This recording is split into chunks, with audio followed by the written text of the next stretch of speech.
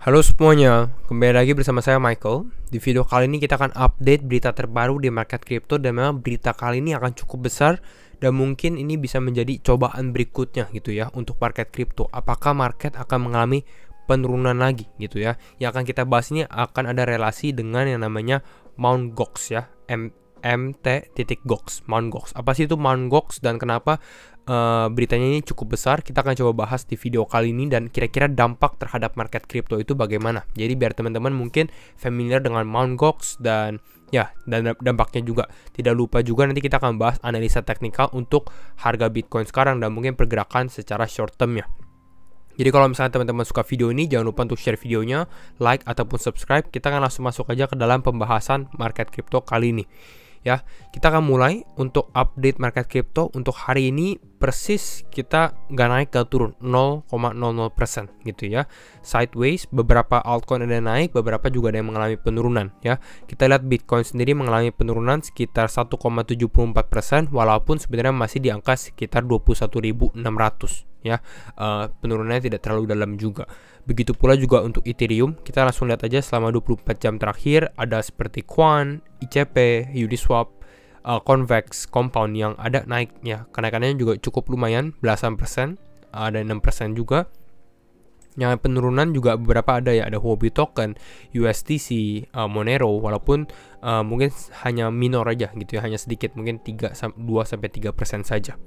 Jadi itu untuk market, dan kita bisa lihat karena kita mengalami penguatan selama beberapa hari terakhir, secara sentimen pun orang-orang mungkin beberapa pun lihat, wah ini kita breakout dan lain-lain, mulai membeli juga gitu ya. Tetap masih extreme fear, tapi kita sudah berada di angka 24 gitu ya, jadi lebih membaik lah. Nah, kita akan langsung bahas aja untuk Mt. Gox.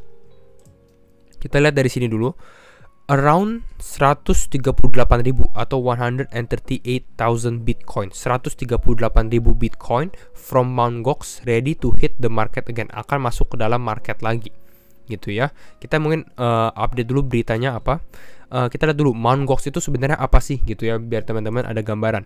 Mt. Gox was a Bitcoin exchange. Jadi dia adalah exchange Bitcoin khusus untuk Bitcoin, bukan kripto ya. Dan ini sebenarnya exchange-nya founded-nya itu atau dimulainya di tahun 2010. Jadi benar-benar awal sekali. Kita sebagai gambaran ya, kita lihat secara teknikalnya dulu deh. Kita lihat secara teknikal di weekly. Kita lihat Bitcoin, harga Bitcoin di 2010 tuh berapa sih gitu ya. Kita scroll di 2010 benar-benar awal banget. Harga Bitcoin masih di 0,007 dolar, belum sampai $1 malah ya. Jadi benar-benar lagi fase-fase awalnya Bitcoin gitu ya. Dan it was handling over 70% of all Bitcoin transaction. Jadi dia bisa dibilang besar gitu. Mt. Gox ini untuk orang-orang yang udah cukup lama di kripto adalah exchange yang original gitu ya, yang awal banget, dan dia handle sekitar 70% transaksi Bitcoin worldwide ya, di seluruh dunia by early 2014 ya, sampai di tahun 2014. Jadi bisa dibilang termasuk besar. 2014 itu harga Bitcoin di harga berapa nih? Udah masuk ke harga sekitar 200-an dolar ya, 200-an dolar lah ya. Bahkan sempat menyentuh angka $1.000. Jadi kenaikannya cukup luar biasa juga untuk si Mt. Gox sendiri. Nah, problemnya apa? Masalahnya untuk Mt. Gox sendiri di bulan Februari 2014, Mt. Gox ini mulai suspend trading. Tradingnya di stopin gitu ya. Bahkan untuk withdraw Bitcoinnya aja nggak bisa gitu. Withdraw juga di suspend. Dan harus diingat kembali lagi, Mt. Gox ini bukan untuk seluruh kripto, hanya untuk Bitcoin gitu ya. Karena dari awal kan kripto pertama adalah Bitcoin ya, bukan Ethereum, bukan Binance dan lain-lainnya. Nah, lalu nggak lama kemudian dia close websitenya, close exchange service-nya, bahkan filed for bankruptcy protection gitu ya. Ada rumor itu ada dari insider ya, insider dari orang dalam, ada yang ngambil cadangan Bitcoin-nya mereka, ada rumor itu dihack gitu ya. Jadi ada dua kemungkinan. Nah, tapi intinya apa? Intinya adalah Bitcoin yang di dalam Mt. Gox ini cukup besar gitu ya. Kalau tidak salah ada sekitar 800.000 Bitcoin yang hilang gitu ya. Ini karena Mt. Gox. Jadi itu yang teman-teman harus perhatikan. Ingat ya, 800.000. Nah, sekarang yang terjadi untuk sekarang adalah dari 800.000 dari semua totalnya ratusan ribu Bitcoin, sekitar 138.000 Bitcoin ini akan dikembalikan. Ya, akan dikembalikan. Artinya masuk lagi ke dalam market. Gitu. Ini ada bahasa Jepangnya karena tadi kita tahu bahwa Mt. Gox sendiri ini berawal atau lokasi awalnya headquarter-nya itu di Tokyo, di Jepang. Ya, kita lihat dari sini. Nah, ini adalah dokumen yang lebih detailnya lah ya. Kita nggak akan terlalu bahas. Lalu kita lihat juga beberapa berita di sini dari William Saberg dari Cointelegraph ya. Bitcoin face Mt. Gox Black Swan as Trustee prepares to unlock 150.000 Bitcoin ya. Tapi mungkin jumlah tepatnya itu sekitar 138.000. Dan orang katakan ini Black Swan event karena gak ada yang expect bakal dikembalikan juga gitu ya. Dan kalau misalnya dikembalikan, bisa ada kemungkinan juga Bitcoin yang dikembalikan itu akan langsung dijualkan di dalam market. Kalau dijual artinya mungkin per harga Bitcoin bisa mengalami penurunan gitu. Jadi penurunannya pun juga bisa dibilang tergolong besar karena 138.000. Kalau setengahnya saja dijual, artinya puluhan ribu Bitcoin yang akan dijual. Kita lihat dari sini ada attorney-nya, pengacara yang namanya Nobuaki Kobayashi, dia yang ditunjuk gitu ya, dan dia akan prepare untuk make repayments. Kita akan bahas juga nanti timeline-nya kapan kira-kira Bitcoin ini mulai dikembalikan.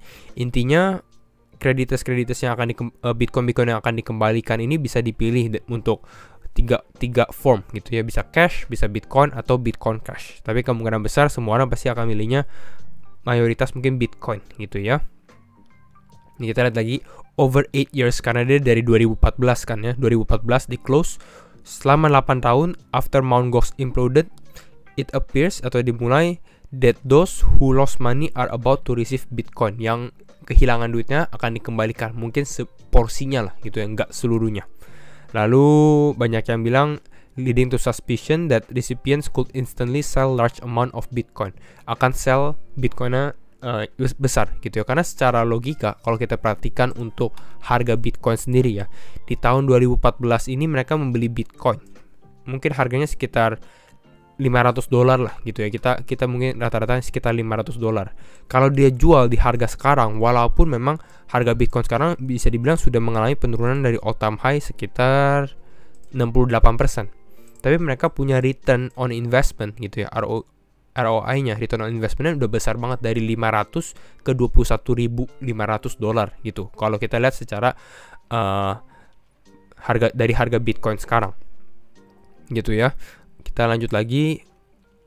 Nah di sini Kobayashi atau tadi yang ditunjuk pengacaranya did not give an exact date atau kapan sih benar-benar ini akan dikirimkan lah Bitcoin atau akan dikembalikan gitu ya.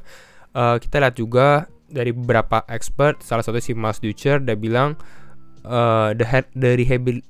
the rehabilitation trustee is responsible for issuing payments to creditors. Nah di sini dia lihat dari Glassnode-nya secara dari walletnya si Mt. Gox, dan memang tersisa sekitar 137.890 Bitcoin ya, mungkin sekitar 138.000 ya yang tadi kita bahas. Dan ya kalau kita rata-ratakan dengan harga Bitcoin sekarang itu senilai dengan $3 miliar.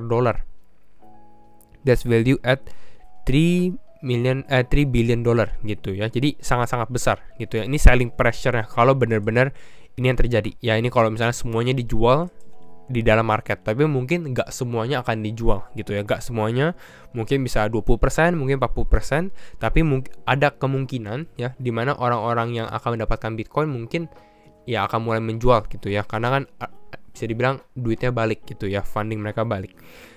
Kita lihat dari sini di sini dia bahas although the prospect of 3 billion dump sounds scary ya, 3 miliar kalau kita lihat totalnya bakal sangat-sangat takut gitu ya, karena artinya tiba-tiba langsung turun, akan ada selling pressure senilai $3 miliar. Kalau teman-teman bayangkan mungkin pada saat Luna USD crash ya mungkin bisa hampir sama seperti itu, tiba-tiba crash turun tajam gitu ya. Tapi harus diperhatikan juga, not all creditors will sell their Bitcoin. Ya nggak semuanya gitu ya. Mungkin beberapa udah holding karena akan melihat, oh ternyata Bitcoin ini pergerakannya cukup bagus gitu ya selama beberapa tahun ke depan untuk jangka panjang, istilahnya seperti itu. Jadi dia hanya jual sebagian gitu ya, dan udah lihat dari cycle-cycle sebelumnya juga gitu. Jadi ya mungkin bukan 3 miliar, tapi mungkin ada selling pressure-nya juga. Lalu ada satu teori lagi ya, satu teorinya ini cukup menarik. Kenapa? Karena ini dari si Ethereum Jesus, dia bilang the Ethereum merge is timed perfectly with Mt. Gox users dumping. Jadi Ethereum merge itu kan direncanakan di bulan Agustus ya di bulan Agustus. Dan Mt. Gox ini kalau dengan date-nya itu juga di akhir Agustus ya, kira-kira kita nggak tahu exact benar-benar tanggal tepatnya kapan gitu ya. Dan kalau misalnya seperti ini menurut teorinya gitu ya, pada saat Ethereum merge harusnya kan cukup bullish untuk Ethereum, akan cukup bagus untuk Ethereum. Sedangkan pada saat Mt. Gox atau Bitcoin yang Mt. Gox dikembalikan ini akan cukup bearish gitu ya, atau akan cukup tidak begitu bagus lah untuk Bitcoin ya, karena ada selling pressure. Jadi ini mungkin membuat flippening bisa terjadi gitu. Istilah flippening ini apa? Flippening ini ketika Ethereum berada di atas Bitcoin ya. Ethereum kan kalau kita lihat sekarang, mana nih Ethereum? Ethereum berada di ranking 2, Bitcoin di ranking 1. Flippening itu adalah Ethereum pertama, Bitcoin kedua. Apakah akan terjadi? Beberapa orang cukup pro dengan hal itu ya, artinya cukup mendukung dengan hal flippening. Tapi kalau menurut saya Bitcoin sepertinya masih akan menjadi nomor 1 gitu ya.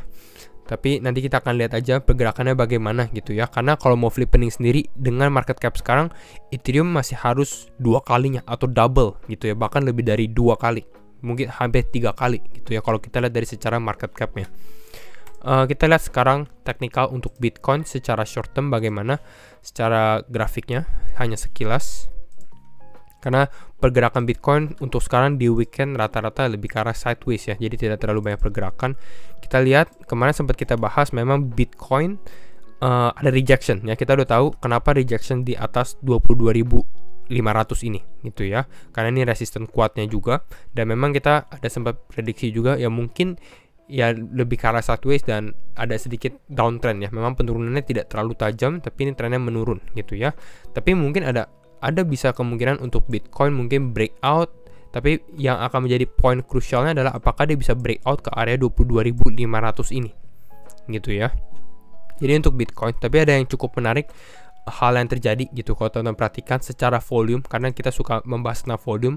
Kalau teman-teman perhatikan Bitcoin ini volume ada yang cukup besar gitu ya. Kalau kita perhatikan di ini di jam 9 sampai jam 10 pokoknya di kemarin ya, pada saat cukup malam di sini volume Bitcoin cukup besar dan memang pumpnya ini cukup tinggi juga. Tiba-tiba dia pump sekitar 4,5% yang membuat Bitcoin dari area sekitar 21.200 ini sempat menyentuh angka 22.000 lagi gitu ya, walaupun sehabis ini dia failed ya, artinya dia gagal untuk membuat higher high. Sebenarnya itu yang pertama, artinya mungkin tenaganya harus dikumpulkan kembali, jadi harus ada konsolidasi lagi lah bisa dibilang ya, walaupun volumenya bisa dibilang tergolong cukup besar. Dan memang ini benar, kita lihat dia konsolidasi dulu dan sekarang ini mencoba mungkin untuk breakout dari secara short term resistannya di sini. Ini untuk Bitcoin. Jadi mungkin itu kira-kira untuk Bitcoin. Mungkin yang harus lebih diperhatikan kalau secara time frame ini adalah di closing mingguan gitu ya. Nanti kita mungkin bahas untuk closing candle mingguannya bagaimana kira-kira untuk Bitcoin sendiri ya. Kalau untuk sekarang memang prediksinya mungkin lebih ke arah sideways, tidak akan terlalu pump besar atau tidak akan terlalu banyak penurunan besar juga gitu ya. Jadi kira-kira itu untuk Bitcoin. Kita lihat sekilas untuk Bitcoin dominance bagaimana.